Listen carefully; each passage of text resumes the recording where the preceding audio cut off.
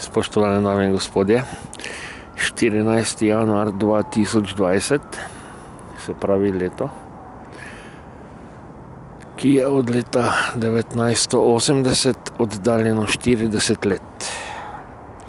Nahajamo se tukaj na lokaciji Muzeja Jugoslavije, muzej 25. maja Beograd, Dedinje, in tukaj je ta znamenita skulptura, na kateri piše: druži Tito, mi ti se konemo, da se tvoga puta ne skrenemo. In ko v preteklem času gledamo, kaj se v naši regiji dogaja, dejansko vidimo, da se ta mantra drži tudi 40 let po smrti Josipa Broza Tita in da ljudje nekako raje gledajo nazaj v neke dobre stare čase, ki so realno gledano bili slabi časi, ne da bi gledali naprej v lepše čase. Neka čisto zdrava logika življenja veli in se glasi, da je treba na razumevanju preteklosti graditi boljšo sedanjost in še boljšo prihodnost. V našem okolju se pa očigledno s to mantro v podzavesti gleda nazaj in se prihodnosti sploh ne vidi, oziroma se nekako negira vse dobre možnosti.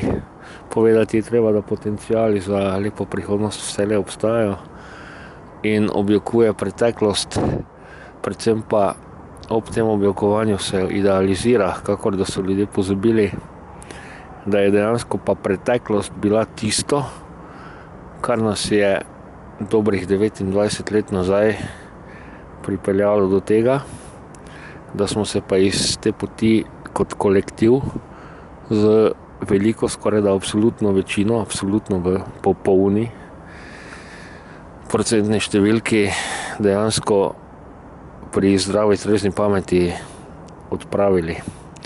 Če se malo dotaknemo tega, ki se dejansko z nekega stališča jugonostalgizma tako lepo sliši, gre pa za zelo hud mind control in gre v bistvu za vsiljevanje ideologije ljudem. Najprej se jih postavi v neko pozicijo kulta osebnosti, potem se jim pa še v glavo nabija, da mora človek priseči, da iz te vsiljene poti ne bo šel dol. In če tudi na neki zavestni ravni pač ni to tako povsem prezentno, je očitno to tako določenim ljudem in velikemu delu kolektiva zastrupilo podzavest, da si dejansko želi nekam nazaj, ker vsi objektivni kazalci kažejo, da pa je bilo nekaj, kar ni moglo preživeti dlje kot pač tistih nekaj let, kar je preživelo, zato ker je temeljilo na povsem zgrešeni ekonomski in tudi predvsem ekološki doktrini. Če si pogledamo nazaj tiste čase, je bilo pač poskrbljeno na nek zlagan način za zaposlenost ljudi, za stanovanja, za letovanje na morju, za gradnjo hiš, kjer so se potem odplačevali kreditni obroki v vrednosti škatle cigaret. Ampak vse to je potem privedlo do popolnega zloma.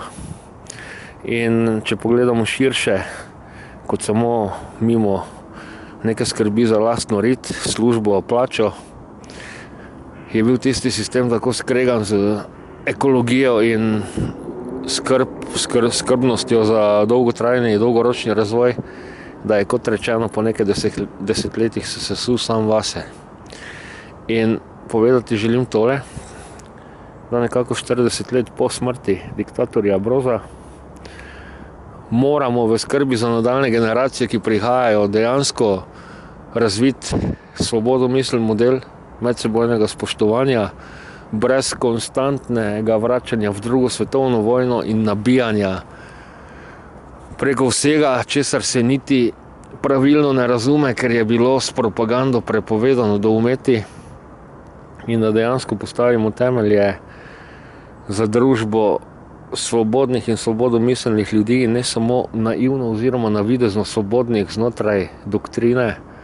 Dokler boš se strinjal z tem, kar ti je servirano in vsiljeno, boš svoboden, drugače boš pa porinjen na marginalo in pod pogoji tudi uničen. In to niso pravljice. Kdor spoštuje svet, se pozanima, se preko, kot rečeno, žal se treba ponavljati, se odmakne od nekega obdobja, kjer se navidezno zdelo vse v redu in si prizna, da to vrstna družba ni tisto, kar bi si želeli. Skratka, ja, je se zdelo marsikomu v redu. Itak, kaj je lepšega kot iti v službo, tam delati nekaj po normi, dobiti plačo, iti na morje, se voziti s fičotom 101, pa si misli, da je vse okej.